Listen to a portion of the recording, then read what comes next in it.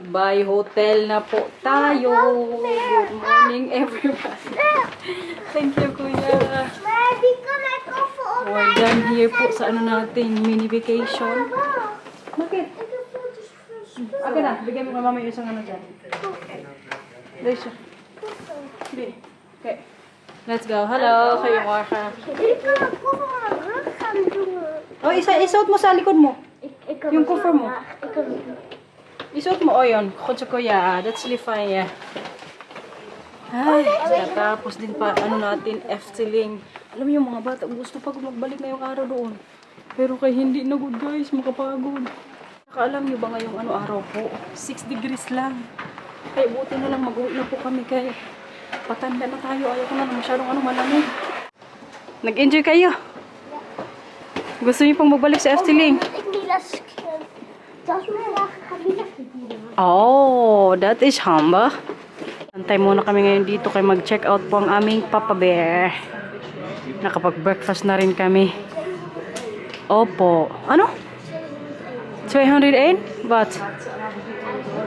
Ah, struggle is real si kuya, oh. Kaya kuya? Laban. Kabig boy na talaga ng aming kuya, oh. Para nang si ano Marcel. Para ka nang si Papa kuya. Bakasyonista yung dating. Kadami mo mga ano dala-dala. Hala. Ha? Yeah. Drive na naman po ang aming Papa Bear. Kuya Rice. Sabi ko sa kanya, drive safely. At ang ating mga Junakis na ready din sa bakasyon, guys. Kami ni Marcel namin pagod na pero sila wala pang maguran. Namilang, gusto niyo pang magbalik tayo sa Efteling?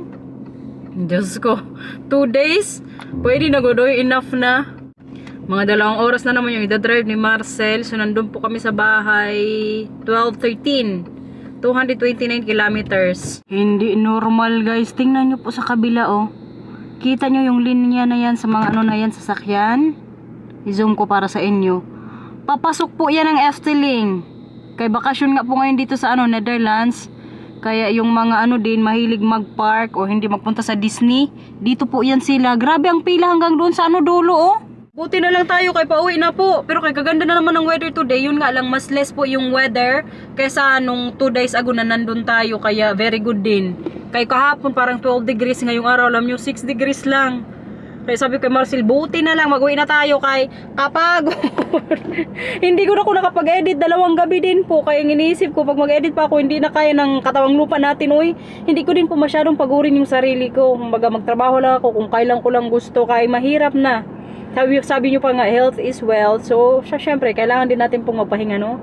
Makapag-edit po ako ngayon dito sa sasakyan. Nakaplano na yan, kaya tomorrow yung upload natin. Pero ipakita ko po sa inyo ngayon mga baon namin. Kaya diba, long drives na naman.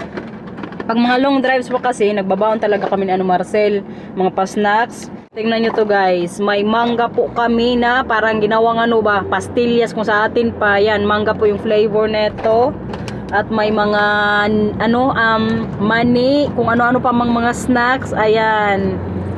Para sa mga bata naman po is syempre ang prutas at ang snack mamaya. Ang favorite. Ang favorite kong Lays na pepper yung flavor. Tapos may mga tubig din kami dito, may cola. Kayun nga pag mga long drives po. Ano po? Chips, hindi pa mamayang pa to, mga pagkatapos yung mag-lunch. Kaya pag ganito mga long drive nga po, gustong-gusto ko na may kinakain kami dito sa din sa sakyan. Tsaka yung mga bata, maya-maya maghingi yan sila ng pagkain. Kaya ready tayo lagi.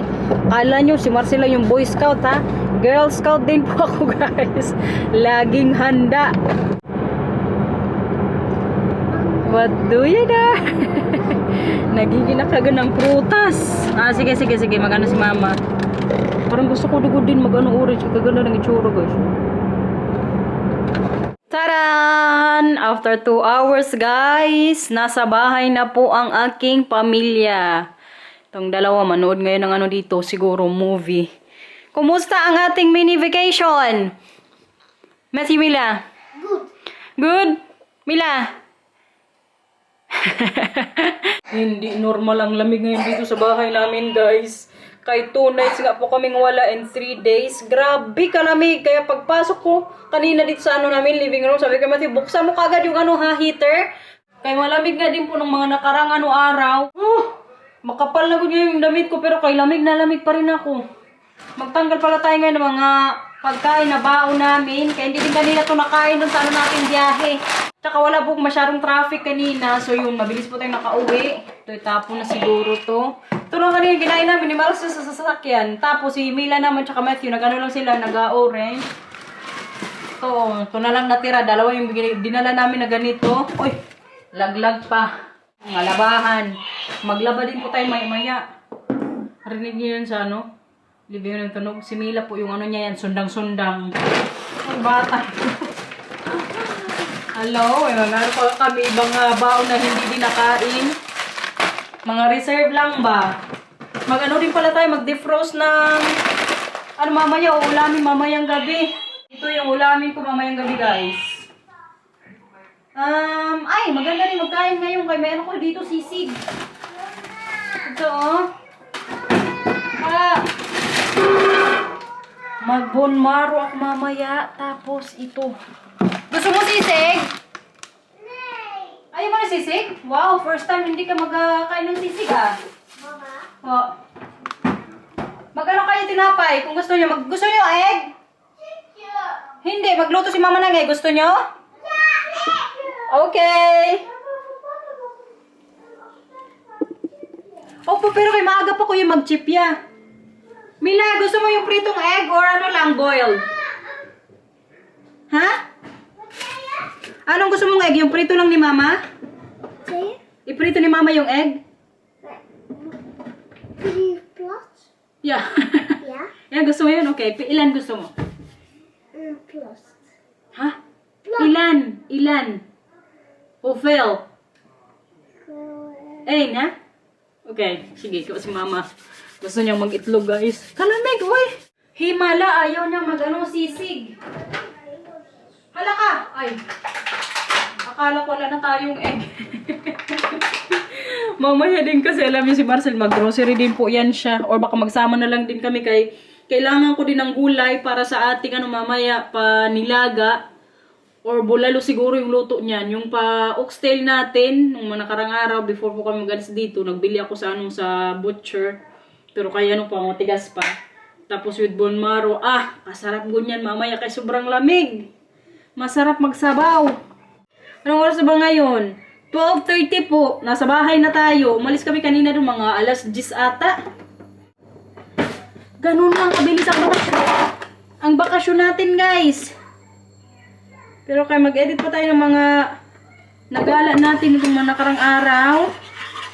At least, di ba, nakaalis pa tayo sa bahay. Medyo naiba yung isip natin. Hindi lang puro trabaho kasi very important din po talaga yan. Kanina ngayon, usapan namin ni Marcy sa sasakyan while on the way papunta dito sa bahay o pauwi.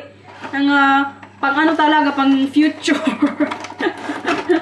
Ganun po yung namin, usapan lagi. Halimbawa, mga long drive. So, usap-usap kami yan sa mga plano sa buhay. Parang patanders na talaga, guys. Ganon siguro pag tumatanda na, no? Luto tayo ng 3 or 4 na itlog. 3 ng alang. So baka mamaya din sa Maricel kain. Labadami ka agad, guys. Kaya mga labahan po natin ng mga nakarang araw. Kailangan malaban dito sa bahay. At saka yung mga labahan namin itong nakarang araw na wala tayo sa bahay. Kaya kailangan malabhan din. Grabe si Milo. Ay, kadumi ng pantalon. Ano yan? Yung dalawa, nandito din po sa taas. Si Marcel, alam nyo, diretso kaagad sa taas. Nagtrabaho siya ngayon. Alam nyo ba, ang plano po sana dapat namin ngayon, magdating kami sa bahay, mga gabi na.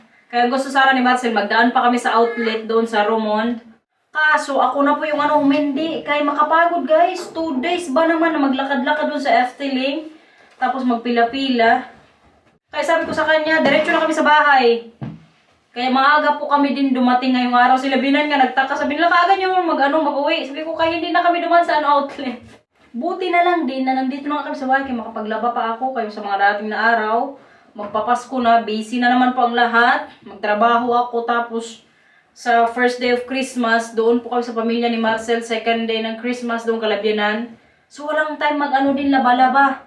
Tsaka napansin ko din po sa sarili ko na parang, ano ba, hindi ba sa mabilis akong mapagod. Alam mo yung pakiramdam na 2 days is enough na sa mga ganong part. Kasi nung mga nakaraang taon, alam nyo, magtagal good kami minsan sa mga ganyan. Sabihin natin mga 4 days, 3 days, like sa Disneyland, gano'n, nung nandito din sila na tsaka Lito. Laban ko good yung mga ano na yun, moment na yun. Pero ngayon, na makapagod guys. Kasi kanina sa sasakyan, tinanong ko good siya. Sabi ko sa kanya, anong pakiramdam na mag-ano ka na, mag-53 ata siya, 54 sa mga dating na araw. December 28, mag-53 na yan si Marcel. Or 54, basta mga ganong edad. Wala daw nagbago sa pakiramdam niya guys. Nung tinanong ko siya, gustong-gusto niya pa rin pong mag-drive. Kaya kanina alam niyo medyo na-sad good siya na hindi ka kami magpunta sa outlet. Kaya parang may gusto din siyang puntahan doon na bilihan din po ng cake. Malapit ng birthday niya sa December 28. Doon niya sana bibilin yung cake niya tapos ilalagay lang sa freezer. Hindi naman yun siya actually cake parang special something na cake yun na gustong-gusto po ni Marcel at doon lang namin yun nabibili. Kapag nagpupunta din kami sa tito-tita niya, kay dati doon po nakatira pero ngayon lumipat na. So yan din yung dahilan kung bakit gusto niya din magpunta doon sa sa Romond ba. Doon sa may outlet. Pero ako na po yung humindi. Sabi ko, uwi na tayo sa bahay. Kaya ang inisip ko din alam nyo, pag magpunta din kami sa outlet, magtingin-tingin na naman sa mga shops doon, sa mga store. So, temptation na naman yun. Budget, pera. So, ako na po mismo talagang umiwas. Ang sabi ko sa kanya, huwag na tayo magpunta doon. Sabi ko, wala akong budget dyan. Sabi ko sa kanya, kaya dumiretso na kami sa bahay, guys. Kaya kailangan din natin maging wais. Uy, naggastos na tayo nung mga nakarang araw sa trips natin or sa trips po namin para sa anniversary. Sabi ko sa kanya, okay na to, enough na to. Kaya makapagod kay bungaraw na gud na naman sana ang lakaran doon. Tapos yung ida-drive niya sana niya from hotel doon sa sa bandang Efteling, from doon papuntang outlet is 1 hour. Tapos from outlet papunta dito sa bahay mga 2 hours. Imagine niyo 'yan. Ako na lang po talagang sumuko. Alam mo yung mga paa parang nakaganyan na. Sa sobrang pagod, guys. Pero kayon, sabi ko sa kanya, dito na lang kami magbili ng gusto niyang cake sa birthday niya. Bili-bili pa doon, matagal-tagal pa birthday niya, oy. Kaya hindi na kami doon dumaan. Siyempre, masunurin. Nag-drive siya po sa bahay. Maaga tayo nakadating. Makagawa pa ako mamaya nagsabaw. Ilang araw din akong isang gabi lang atang walang kanin. Kaya nung first day natin sa Efteling, nung kami nag-dinner, may kanin, nag-spare ribs ako with rice. Pero kagabi dun sa restaurant, wala silang kanin. Nag-ano lang ako fries, tapos yung steak, yun po yung in-order ko. Hindi nga natin na masyadong na-vlog kaya ang pa-music delikado. Copyright tayo, makihati pa si YouTube sa kita natin. Pero kayun guys, finally na survive din po namin ni Marcel itong taon na to sa anniversary. Sabi ko pa sa kanya, kay this year po kasi alam nyo, hindi ko man sa inyo shinare, pero itong taon na to, ang pinaka sa amin, challenging. As in, hindi ko lang sa inyo po talaga sinasabi kay pagdating sa mga bagay na yan, kung gusto ko sa amin na lang muna yun. Tsaka alam niyo naman, yung mostly po sa pinapakita ko lang sa inyo sa mga gala or minsan pag may time mag-vlog. Pero this year nga, as in, hindi po biro yung pinagdaanan namin ni Marcel. Pero kayo sabi ko sa kanya, this year, at least, malapit nang matapos tong taon na to, nalagpasan natin yung mga challenge na yon sa buhay nga namin, buhay mag-asawa, buhay pamilya. Kaya hindi ko nga lang sa inyo talaga sinishare, pero kaya may mga kaganapan po talaga sa buhay namin na parang mapapaisip ka or basta to make this story short, happy po ako na na-survive namin or malapit na naming ma-survive itong taon na to. Na yun, malalagpasan namin yung challenge na yun. Tapos sa mga darating na taon, sabi ko sa kanya, mas magiging strong tayo, mas magiging healthy. Tsaka part na rin siguro to ng buhay din na ma-challenge ka din minsan sa buhay, lalo sa pag-aasawa. Kaya nagpapasalamat na lang talaga ako na itong taon na to, very challenging pero at least na-survive namin ni Marcel at malapit na rin po namin matapos. Kaya yun, mas interesting yung mangyayari next year. Sana mas maging, ano lang kami ba, strong. Yung sinabi ko nga sa inyo, maging healthy or healthier. At yumaman. Yan po ang isa sa mga ano nating goal, ang yumaman sa mundong ito. Minsan nga lang yung pinapangarap ko, sabi ko, manalo na lang ako sa loto sana. Pero ang problema, paano ako mananalo? Hindi man ako tumataya. Si Marcel naman, tumataya po siya sa loto. Binabayaran niya dyan monthly, parang 30 euros. Pero at the end of the month, may nare-receive din po yan siyang balik na 10 euros. Ang problema, kaya hindi to siya mananalo. Kaya ang number niya po is from 1 to 10. Kaya yun, sa mga hindi po nakakaalam, may mga pinagdaanan po kami ngayong taon na hindi nyo lang nalaman.